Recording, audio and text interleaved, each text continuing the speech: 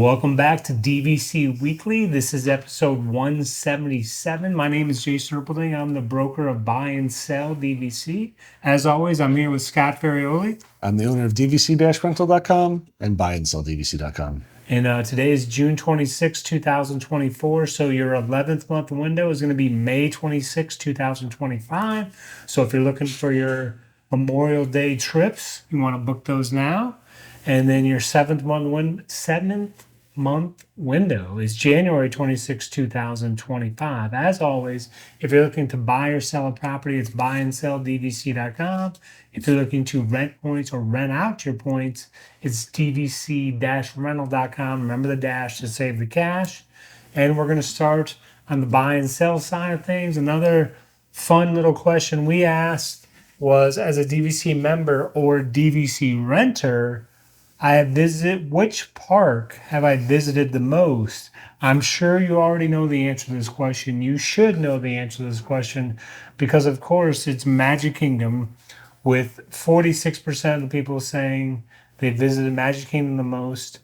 Number two, I think most people would get, is Epcot, with 39% That was my vote.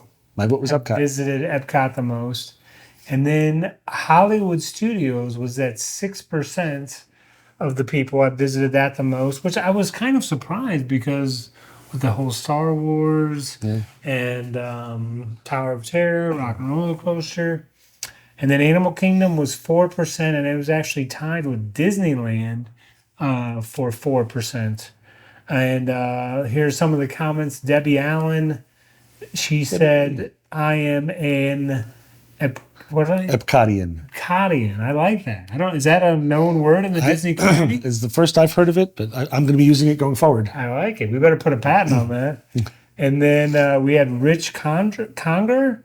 We skip Magic Kingdom entirely on most trips now. We'll stroll over to Epcot late morning every day and then go from there. That sounds like a nice, relaxing trip. Marissa Adams, my children are young, so it's currently Magic Kingdom, but Epcot holds me and my husband's hearts. Jessica Nicole, we go to every park every time we go. I can't leave one out. How would we choose? I like that. Mark Reed, when the kids were younger, Magic Kingdom, but now they are 21, Epcot. Yep. Mike Trainer, visit them all, but end up at Magic Kingdom most nights. Andre de Marteler? Andy. Andy. What did I say? Andre. Oh, sorry. Andy de Marteler. I put Epcot, but with Star Wars Galaxy Edge, this will change to Hollywood Studios soon. My last visit was already 40% studios.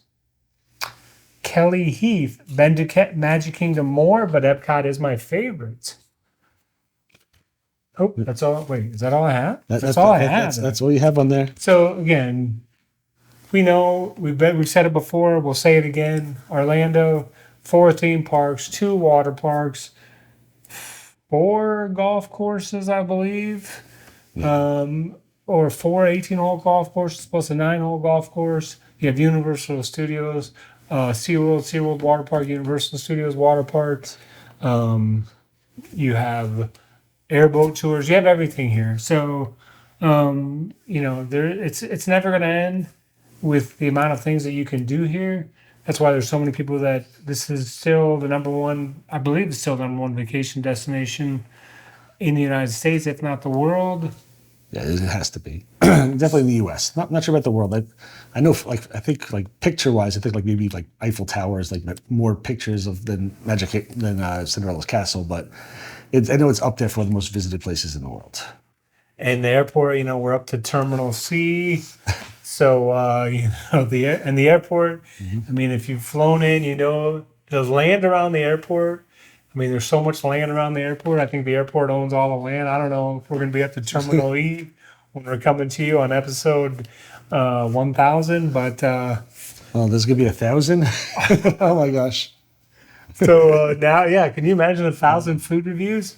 But we're up to the food review of the week. Oh, my God. All right, Ty, roll the thing. Come here, I'm going to eat you. Get in my belly. Oh, we're back at my favorite card. Yeah. So I teased last week that we had a sweet item from the D-Lish cart, which is probably not a famous cart, California Adventure. And this one is interesting. We got the olive oil cake glazed with lemon curd, topped with vanilla bean chantilly, and finished with fresh candied lemons, strawberry crunch, and lemon lime geely for $7. And I've seen olive That's oil. a mouthful. Yes, it is. And I've seen olive oil cakes before, and I picture olive oil mostly with like cooking and stuff. Never liked a flavor of it. This cake was really, really good. Everything about this was really good. Had the tartness from the lemon, sweetness from the cream and the lemon crunch, but definitely not overly sweet. The lemon lime geely inside, very good as well. There's a lot at the festival, so I don't know if I'd personally get this again, but I would definitely recommend this to anyone to check out for the first time. I gave this an 8.2, so really, really good. Not sure if I'd just get it again because, again, per my taste buds, they had so much more there than they have at the Epcot Food and Wine Festival. Because we walk around the Food and Wine Festival here, and a lot of the times it's just stuff that none of us would ever want to eat. And there, like almost every single car at every place, it was like, I would eat 3 things on this list. So a lot more per my palate that I enjoy at the Disneyland Food and Wine Festival. And now we're on to the DVC rental side of things. Okay, so I booked a vacation for my aunt the other day, and I wanted to add the dining plan, so I figured I'd talk about that a little bit. The Disney dining plan is a prepaid meal, because again, this has gone for like 4 years, so it's back again. Prepaid meal that offered to guests staying at select Walt Disney World hotels. It allows guests to prepay for a certain number of meals and snacks for each day of their stay. It's tiered options, so you can get the quick service dining plan or the standard dining plan. They used to have a deluxe dining plan. They got rid of that. Each plan provides a different combination of meals and snacks per day. As an example, the quick service dining plan gives you two quick service meals per day, 1 snack and 1 refillable mug. That's $51. The standard dining plan gives you 1 quick service meal, 1 sit-down restaurant, and 1 snack, plus you still get the same refillable mug. It's for $94. I do want to specify this because my aunt was not aware of this, is that the mug is really a resort mug. It can only be used at the resort. You can't take this to the parks and refill it. It would be a much better value if you could refill it at the parks, but you can't do that. When you do the dining plan, truthfully anything on Disney, but especially with the dining plan, advanced dining reservations are recommended. Many table service restaurants require advanced dining, especially the popular ones. And if you're going to get the dining plan, you need to really be booking this 60 days in advance to make sure that you get what you want, because you don't want to be paying $94 for a sit-down service and none of the restaurants that you want are available. It does provide added value and convenience. The dining plan offered adds value and convenience for those who plan to dine at table service restaurants and have snacks during their stay. It allows you to budget for meals in advance and can potentially save money compared to paying out of pocket. I'm not really a fan of the dining plans. This is all from online. I don't find that there's really a lot of savings. If you go out of your way to purposefully maximize it as much as you can, you sit there and say, every single sit-down restaurant, we're going to go the most expensive character meal that we can find. You might come out on top of it. A lot of people like it because they say, I pay for it in advance. I don't have to worry about paying for it while I'm there. As a reminder, you still have to pay for the tips as well. That's not included with the dining plan. Also, what I think is an option I came up with, I think say your dining plan is going to be $1,000. What I would personally do is I would go get $1,000 on a Disney gift card and then use the gift card to pay for everything. I have a feeling that you'll probably come out with money left on the gift card, and now you've also prepaid for it, so you're not worrying about stuff. I think that it's a better option because I find that most people buy and eat way more than they normally would if they were paying for it by themselves. I've seen hundreds of times on Facebook where people take a picture of their comforter in their hotel lined with 50 snacks on there, and they're excited about how much they get to bring home.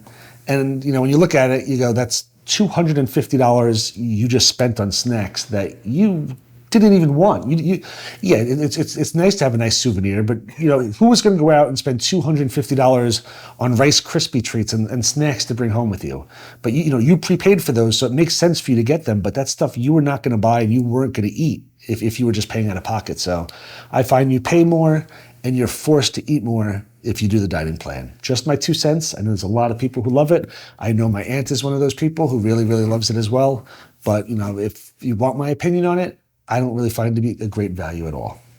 Do you think it's split 50-50 on people liking it or not liking it? Because I also see a lot of people that they've gotten it in the past and they don't get it again. So, what happened is, it used to be a much better value over the years. Like the dining plan, you used to sit down at dinner and they would give you an appetizer and you'd get the regular meal and you'd get a dessert and the tip used to be included for the value.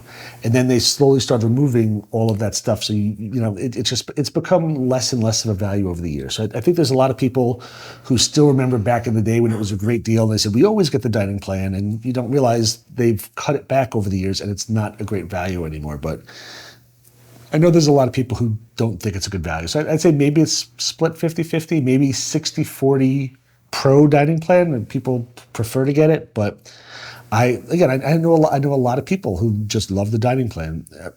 Booking with us, I'd say maybe only 10% of the people get the dining plan. That's what I was about to ask you. So there you go. There you go. Yeah, all the rentals that they're doing, only 10% of the people are adding the dining plan. That's what the people want to know, right there. There's the inside info. Instead of me guessing on Facebook who likes what, I'd say maybe 10% of the people get the dining plan. And it's, again, if people ask my opinion, it doesn't affect me either way. We don't make like a commission on it or anything. And I don't think it's worthwhile. And as a TA, technically, I would get a commission if they book it through Disney, but I don't think it's worth the money.